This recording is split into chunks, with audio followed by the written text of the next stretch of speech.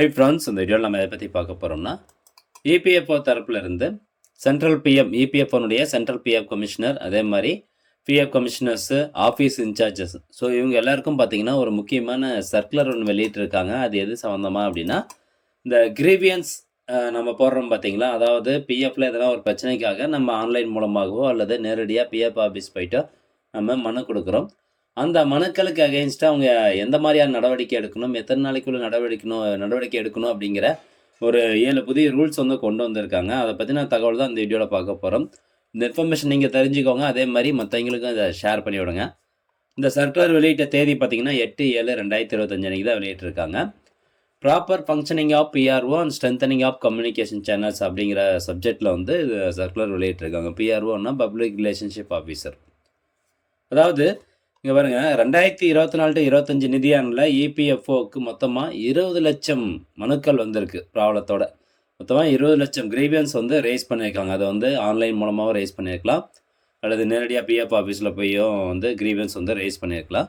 So ஒரு நிதியாண்டில் இத்தனை பேர் வந்து கிரீவியன்ஸ் ரேஸ் பண்ணியிருக்காங்க அப்படின்னா நம்மளுடைய கிரீவியன்ஸ் சிஸ்டத்தில் இன்னும் நல்லா இம்ப்ரூவ் பண்ணணும் அப்படின்னு இபிஎஃப்ஓ சொல்லியிருக்காங்க.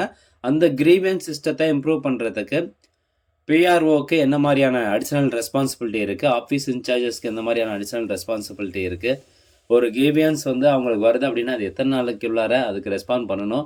ஸோ இது போன்ற இன்ஸ்ட்ரக்ஷன்ஸ் எல்லாமே கீழே இருக்குது. ஒன் பை ஒன்னாக அப்படியே பார்த்துடலாம். அதாவது experience and adequate number of officials with soft skills be posted in the PROs. So first என்ன சொல்கிறாங்கன்னா, எக்ஸ்பீரியன்ஸ்டு பர்சனாக இருக்கணும். அந்த கிரீவன்ஸ் அட்ரஸல் பண்ணுறாங்க பார்த்தீங்களா, பப்ளிக் ரிலேஷன்ஷிப் ஆஃபீஸர் ஒவ்வொரு பிஎஃப் ஆஃபீஸ்லையும் இருப்பாங்க. ஸோ அவங்களுக்கு வந்து எக்ஸ்பீரியன்ஸ் இருக்கணும், அவங்களுக்கு சாஃப்ட் ஸ்கில் இருக்கணும். சாஃப்ட் ஸ்கில் இந்த சென்ஸ் என்னென்னா, அவங்களுக்கு சிஸ்டத்தில் ஒர்க் பண்ண தெரிஞ்சுக்கணும். அதே மாதிரி இபிஎஃப்ஓலேருந்து கொண்டு வரக்கூடிய எல்லா எஸ்ஓபி, சர்க்குலரு, அமெண்ட்மெண்ட் இதை பற்றி எல்லாமே அவங்க அப்டேட்டாக இருக்கணும். அப்போ தான் யாராவது ஒரு நம்பர் கிரீவன்ஸ் ரைஸ் பண்ணுறாங்கன்னா அவங்களுக்கு கரெக்டான இன்ஃபர்மேஷன் வந்து கொடுக்க முடியும் அப்படிங்கிறத ஃபஸ்ட் பாயிண்டில் சொல்கிறாங்க. ரெண்டாவது, the concept of officer of the day be initiated அப்படின்னு சொல்கிறாங்க. Where group A officer will be available at PROs at least for an hour on all working days. அதாவது டெய்லியும் அந்த பிஎஃப் ஆஃபீஸில் இருக்கக்கூடிய குரூப் ஏ ஆஃபீஸர் அந்த பிஆர்ஓ ஆஃபீஸர் கூட 1 மணி நேரமாவது உட்காந்து என்னென்ன கிரீவன்ஸ்லாம் வந்திருக்கு, அதை எப்படி சால்வ் பண்ணிகிட்டு இருக்காரு அப்படிங்கிறத அனலைஸ் பண்ணணும் அப்படிங்கிறத சொல்கிறாங்க. ரெண்டாவதா, the details of visitors or stakeholders with their grievances or issues be recorded and the issues of visitors who have made more than one visit for the same issue should be resolved on priority. அதாவது ஒரு விசிட்டரோ PF ஆஃபீஸ்க்கு PF மெம்பரோ அல்லது எதனா ஒரு stock ஹோல்டர்ஸோ வந்து வராங்க, pension வாங்கிட்டு இருக்கிற நம்பர் கூட யாரோ ஒருத்தர் பிஎஃப் ஆஃபீஸ்க்கு வந்து கிரீவியன்ஸ் ரைஸ் பண்ணுறாங்க. ஃபஸ்ட் டைம் வராங்க, அவங்களுக்கு கிரீவியன்ஸ் ரைஸ் பண்ணுறாங்க, அவங்களுக்கு ப்ராப்ளம் சால்வ் ஆகலை. எகைன் வந்து பார்த்திங்கன்னா இன்னொரு வாரம் கழிச்சு மறுபடியும் 2வது டைம் வராங்க அப்படின்னா, ஃபஸ்ட் டைம் வந்துட்டு அடுத்த 2வது டைம் வராங்க பார்த்தீங்களா, ஸோ 2வது டைம் வரும்போதே அவங்களுடைய கிரீவன்ஸ் வந்து நீங்கள் சால்வ் பண்ணி கொடுத்துடணும் அப்படிங்கிறது ப்ரியாரிட்டி வந்து கொடுக்க சொல்கிறாங்க. ஏன்னா கண்டினியூஸாக வந்து அவங்கள அலைய வைக்கக்கூடாது அப்படிங்கிறதுனால. Office in-charges to ensure that any long bending grievances in office R identified and resolve on a priority basis. So ரொம்ப நாளாக வந்து ஏதாவது கிரீவன்ஸ் பெண்டிங்கில் இருந்தது அப்படின்னா ஆஃபீஸ் இன்சார்ஜஸ் அவங்க அந்த கிரீவன்ஸ் ஐடென்டிஃபை பண்ணி அதை ப்ரியாரிட்டி பேசிஸில் சால்வ் பண்ணி கொடுக்கணும். ஆஸ் பர் ஸ்டாண்டர்ட் ப்ரோட்டோக்கால், இபிஎஃப்ஓனுடைய ப்ரோட்டோக்கால் படி 7 ஒர்க்கிங் டேஸ்க்குள்ளார அவங்களுடைய கிரீவன்ஸ் வந்து சால்வ் பண்ணி கொடுக்கணும் அப்படின்னு சொல்கிறாங்க. ஃபீட்பேக் ரெஜிஸ்டர் வந்து வைக்கணும். விசிட்டர் ஒரு பிஎஃப் ஆஃபீஸ்க்கு ஒரு நபர் போய் கிரீவன்ஸ் ரைஸ் பண்ணுறாரு அப்படின்னா அவனுடைய ஃபீட்பேக் வாங்குறதுக்கு ஃபீட்பேக் ரெஜிஸ்டர் ஒன்று வைக்கணும் அப்படின்னு சொல்கிறாங்க. அதே மாதிரி ஆஃபீஸ் லேண்ட்லைன் நம்பர்ஸ் இருக்குது பார்த்தீங்களா, நிறையா பிஎஃப் ஆஃபீஸில் நம்ம ஃபோன் பண்ணால் எடுக்கிறதே கிடையாது.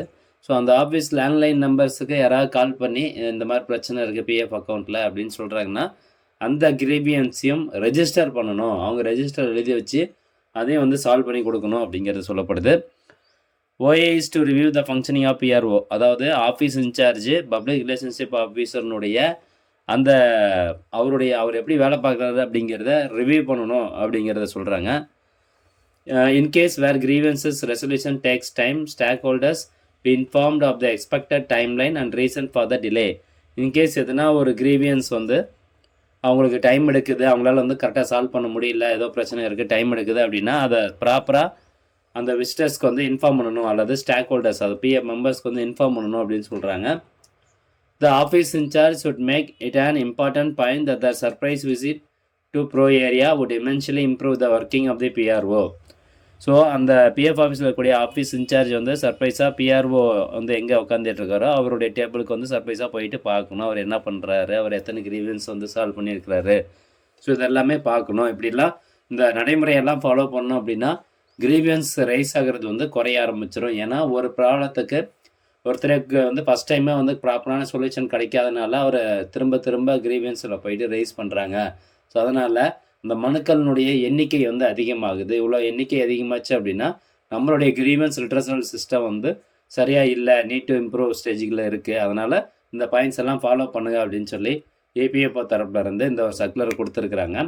ஸோ இதெல்லாம் எதுக்காக நான் உங்களுக்கு சொல்கிறேன் அப்படின்னா, இப்போ நீங்கள் ஒரு கிரீவன்ஸ் ரைஸ் பண்ணுறீங்க, உங்களுக்கு வந்து சரியாக அதுக்கு ரெஸ்பான்ஸ் இல்லை, நீங்கள் பிஎஃப் ஆஃபீஸ் போகிறீங்க, அங்கேயும் சரியாக ரெஸ்பான்ஸ் இல்லைன்னா இந்த சர்க்குலர் பேஸ் பண்ணி நீங்கள் ஆர்டிஐ கூட ஃபைல் பண்ணலாம். ஸோ அதெல்லாம் வந்து எக்ஸப்ஷனல் கேஸு, ஆர்டிஐ கூட ஃபைல் பண்ணலாம். பட் இருந்தாலும் இந்த மாதிரியான விதிமுறைகள்லாம் இப்போ கொண்டு வந்திருக்காங்க அப்படிங்கிறத நீங்களும் தெரிஞ்சுக்கணும் இல்லையா, அதுக்காக தான் சொல்கிறேன். ஃப்ரெண்ட்ஸ், மீண்டும் அடுத்த ஒரு நல்ல பதிவில் சந்திக்கலாம். நன்றி, வணக்கம்.